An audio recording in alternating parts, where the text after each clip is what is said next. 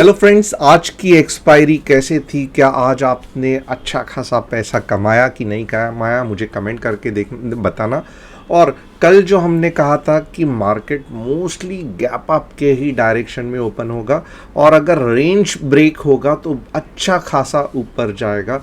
तो क्या आज आपने वही एनालिसिस के साथ ट्रेड किया नहीं किया? कमेंट करके बताना। दिन भर में हमने लगभग 3 ट्रेड लिए। एक मॉर्निंग एनालिसिस फंटास्टिक गया मॉर्निंग स्ट्रैटेजी से।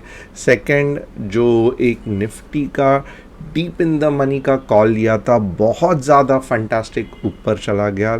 लगभग अगर आप देखोगे तो 60-70 points after second target achieve हुआ। एंड थर्ड जो थी वो हीरो ज़ीरो स्ट्रैटेजी थी, जो कि आज अच्छी खासी चली। सिंगल कॉल या पुट नहीं लिया था।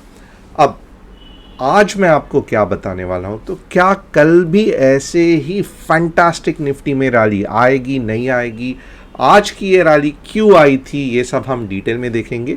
जो नए हैं मैं कहूँगा चैनल को सब्सक्राइब करना, बेल बटन को हिट करना, व्हाट्सएप कम्युनिटी की लिंक डिस्क्रिप्शन में दी है उसे क्लिक करना, ताकि आप हमारे एमएमटीसी फैमिली के साथ जुड़ सको और daily intraday analysis Nifty and bank Nifty में कैसे करते हैं वो जान सको। अब सेकेंड इम्पॉर्टेंट चीज़ क्या है, तो हम देखेंगे कि आज जो जो ट्रेड्स लिए, कहाँ पे लिए, क्यों लिए, उसका क्या माइंडसेट था, जिससे कि बहुत अच्छा खासा मदद हो जाएगा आपको ट्रेड लेने में जब आप खुद ट्रेड लोगे। और जो नहीं जानते हैं, मेरा नाम तुषार गोने है। हर शाम मैं आता हूँ निफ्टी बैंक निफ्टी का एनालिसिस करने के लिए। And yes, I am a SEBI registered equity research analyst, but मैं यहाँ पे कुछ भी टिप्स या एडवाइजरी नहीं दे रहा हूँ। What ever I am doing it's purely for educational purpose. तो फिर देर किस बात की, चलिए वन बाय वन हम जो जो आज मैंने कहा था उसको कंप्लीट करते हैं। अब सबसे पहले हम ट्राई करेंगे S&P 500 को देखने को। आज की रैली मेरे हिसाब से दो कारणों के वजह से आई। एक तो फेड ने सिर्फ और सिर्फ कल 25 बिप्स बढ़ाया पॉइंट, और कहीं तो भी इंडिकेशन दिया कि अब ये जो रेट हाइक्स है ये रुकने वाले हैं। और आप थोड़ा सा ये देख लो, जैसे ही इंडिया के सेंट्रल बैंक ने रेट हाइक बंद कर दिया, यूएस के रेट हाइक ने धीरे धीरे रेट बढ़ाना और पॉज करने का एक इंडिकेशन दे दिया, सडनली इंडियन मार्केट उछल पड़ा। सडनली एफआईआईज और डीआईआईज इन्वेस्ट करने लगे। अब यही चीज़ आगे जाके निफ्टी को लाइफ टाइम हाई अचीव करवाएगी। इंडिविजुअल स्टॉक्स को देखने से अच्छा अगर आप इंडेक्स देखोगे तो डेफिनेटली ये लाइफ टाइम हाई पे जाएगा। ओके, अब एक बार देख लेते हैं S&P 500, क्योंकि ये ग्लोबल मार्केट है और भले इंडियन मार्केट बहुत फंटास्टिक था, बट S&P 500 इतना अच्छा खासा ऊपर नहीं जा रहा है। बट नेवरदलेस ये एक सपोर्ट भी है, और आप देखोगे भले यहाँ से नीचे जा रहा है, जब तक ये सपोर्ट को नहीं तोड़ता है तब तक कुछ डरने वाली बात नहीं है। और मेरे हिसाब से कल तक ये गैप अप भी हो जाएगा। तो एक बार S&P 500 देख लेना, क्योंकि ये क्यों देखना ज़रूरी है, क्योंकि इंडियन मार्केट में FIIs फॉरेन इंस्टीट्यूशनल इन्वेस्टर्स कैसे इन्वेस्ट करेंगे ये S&P 500 से दिखता है। अब आज का भी अगर हम देखेंगे मनी कंट्रोल में, हम देखेंगे कि आज किसने कितना इन्वेस्ट किया। तो मेरे हिसाब से money control FII DII data ये देखना। ओके, तो आप देखोगे ये रहा आज का डेटा। ओके, ये 4 मई का डेटा आप खुद देख सकते हो। मेजॉरिटी जो इन्वेस्टमेंट हुई है वो FIIs ने की है, लगभग 1400 करोड़, और DIIs ने लगभग 400 करोड़। तो अब ये तो अगर समझो यूएस मार्केट में कुछ गड़बड़ है तो मोस्टली FIIs इतना ज़्यादा पैसा डालने में अवॉइड करेंगे या सेल आउट भी कर सकते हैं। तो इसके लिए थोड़ा बहुत FII DII आपको देखना ज़रूरी है। ये कल हम देखेंगे, अगर यहाँ पे ग्रीन कैंडल दिखती है तो एक अच्छा इंडिकेशन है कि एटलीस्ट ग्लोबल मार्केट का इफेक्ट इंडियन मार्केट पे नहीं है और इंडियन मार्केट ऊपर जाने के चांसेस वापस ज़्यादा है। बस इतना ही, इससे ज़्यादा हम यहाँ पे नहीं डिस्कस करेंगे।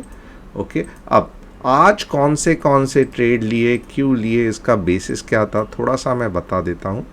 ओके, आप ये मैं 15 मिनट्स में ही स्ट्रेट अवे ये करूँगा।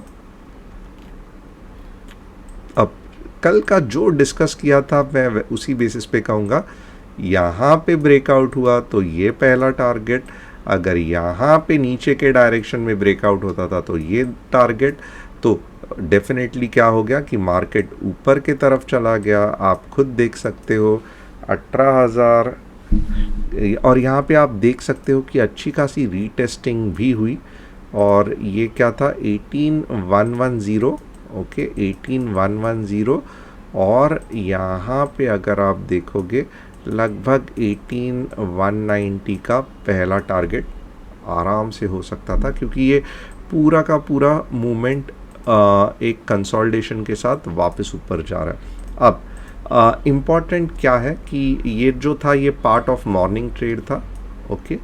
सेकेंड जो ट्रेड लिया गया था, अब बीच में तो हमने ट्रेड नहीं लिया तो ये मिस हो गया, बट आप देखोगे ना समवेयर यहाँ पे, ओके, ये पॉइंट पे, ओके, समवेयर ये पॉइंट पे जब ब्रेकआउट मिला तो हमने क्या किया था, यहाँ पे पहला टारगेट रखा था जो आराम से अचीव हुआ, और इसके थोड़े ऊपर सेकंड टारगेट रखा था जो अचीव हुआ, और उसके बाद भी कहा था कि होल्ड करके रखना क्योंकि बड़ा मूव आ सकता है।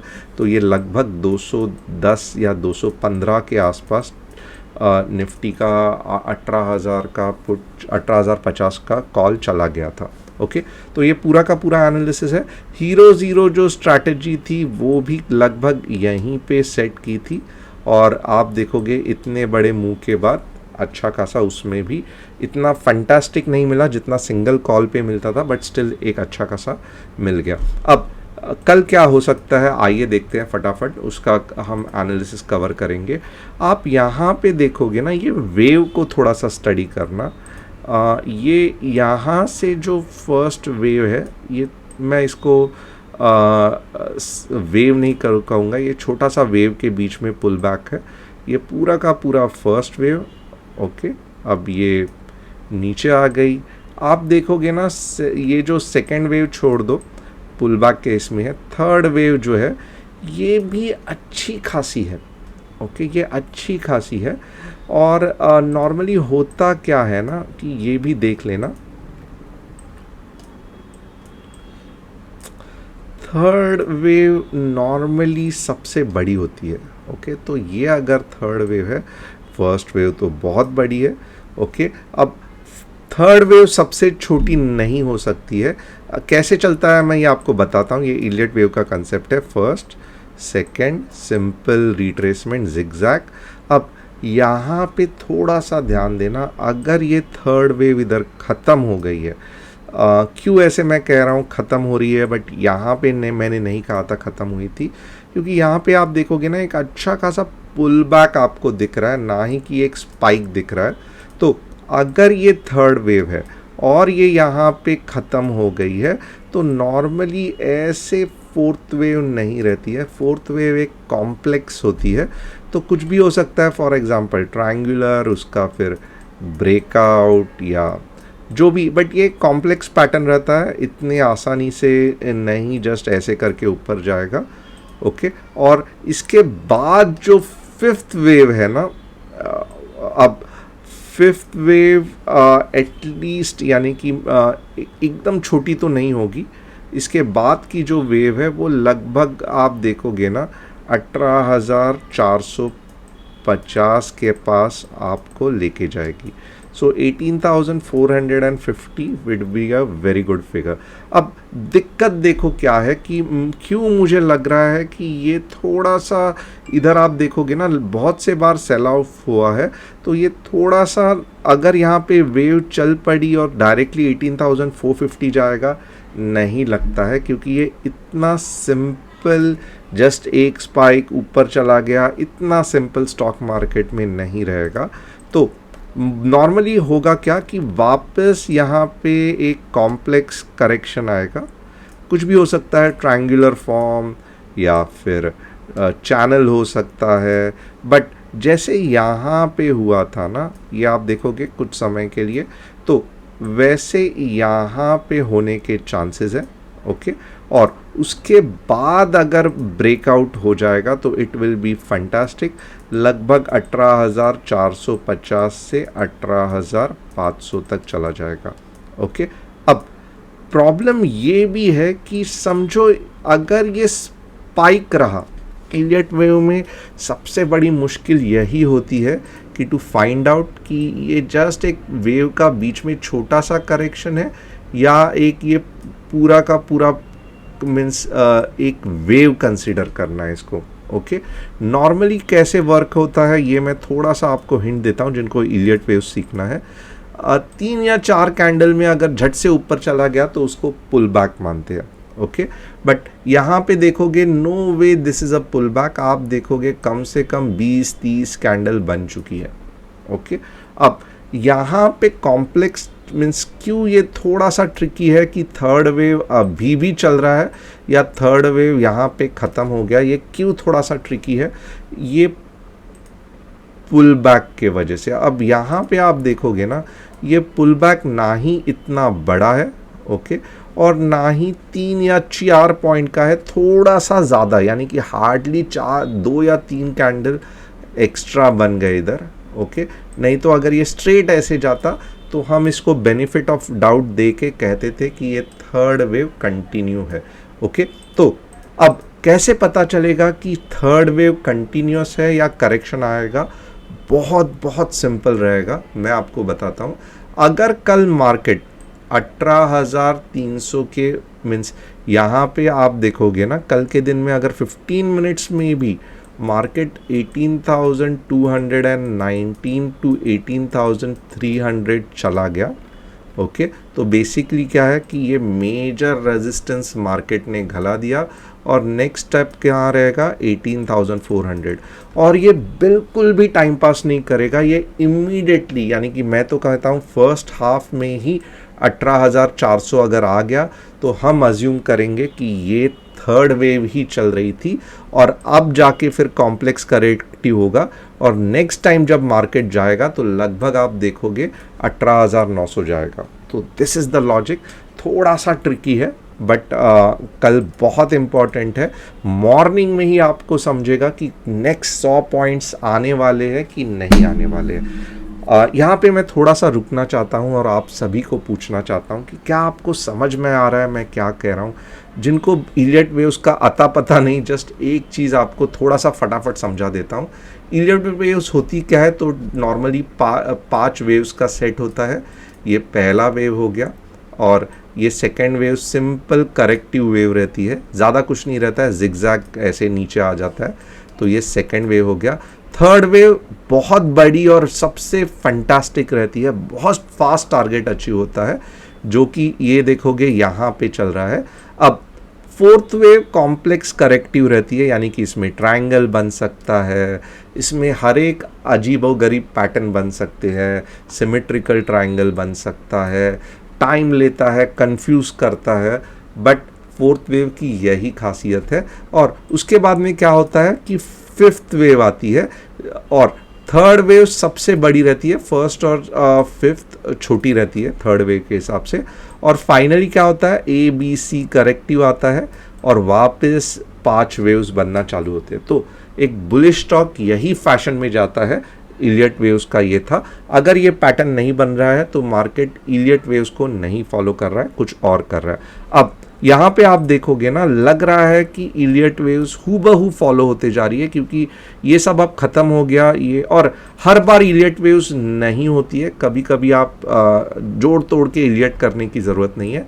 तो ये फर्स्ट वेव हो गया, ये सिंपल सेकेंड वेव हो गया, और जैसे मैंने कहा प्रॉब्लम यही है आइडेंटिफाई करना कि थर्ड वेव जो कि बहुत फंटास्टिक होती है, आज आपने देखा रहेगा कितना फास्ट मार्केट ऊपर चला गया, तो क्या ये यहाँ पे ख़त्म हुआ है, जिसके चांसेस कम है, इतनी जल्दी नहीं होगा। और अगर ख़त्म हो गया है तो फोर्थ वेव यहाँ से चालू होगी और अच्छा खासा कल का दिन आपका परेशान करके छोड़ेगी, जिसके चांसेस कम है। मेरे हिसाब से मार्केट को ये थर्ड वेव्स इधर ख़त्म नहीं हुई है, 18,400 या 500 तक जाएगा और फिर एक अच्छा खासा 3-4 दिन के लिए कॉम्प्लेक्स करेक्शन आएगा और फिर मार्केट चाहिए तो लाइफ टाइम हाई या 18,700 करके फिफ्थ वेव, और वापस फिर 2 या 3 हफ्ता मार्केट साइडवेज चला जाएगा।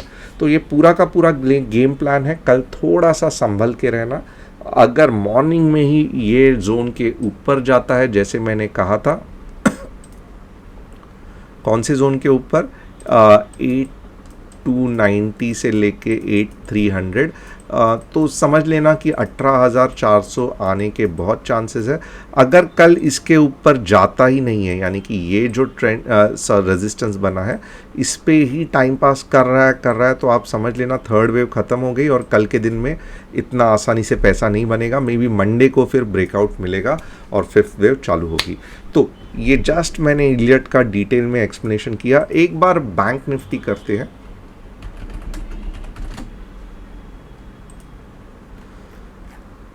Nifty bank is fantastic, same concept है, देख लेते हैं। ओके, बहुत सिंपल है। अगर आपको 15 मिनट्स में 43,750 के ऊपर दिखेगी तो स्ट्रेट अवे मैं कहूँगा कि आप 43,950 तक, यानी कि 200 पॉइंट का आपको बोनस मिलेगा। और नीचे के डायरेक्शन में अगर आपको देखना है तो बहुत सिंपल है। अगर 43,400 के नीचे जाता है, 43,400 के ये पॉइंट जो कि अच्छा खासा नीचे है, तो आपको एग्जैक्टली ये पॉइंट देखते हैं 43,400 के आसपास। ओके, तो आप हैरान हो जाओगे कि आपको और यहाँ से 200 पॉइंट, यानी कि 43,200 तक का आपको ये मिल सकता है नीचे के डायरेक्शन में। तो 43,400 के बाद में ही पुट के बारे में सोचना, 43,750 के बाद कॉल के बारे में सोचना ये डाउटफुल है, तो थोड़ा सा सोच छोड़ देना। इसमें हम इंट्राडे 15 मिनट्स में अगर करना है तो व्हाट्सअप कम्युनिटी ज्वाइन करना। आज मैंने एक्चुअल ऐसा एनालिसिस ये वो नहीं ज़्यादा डिटेल में किया, बट मैंने एक होलिस्टिकली आपको कंसेप्ट सिखाया। कल वापस ट्रेड लेंगे, बहुत इंटरेस्टिंग रहेगा। तो चैनल को सब्सक्राइब करना, बेल बटन को हिट करना, व्हाट्सअप कम्युनिटी ज्वाइन करने को मत भूलना।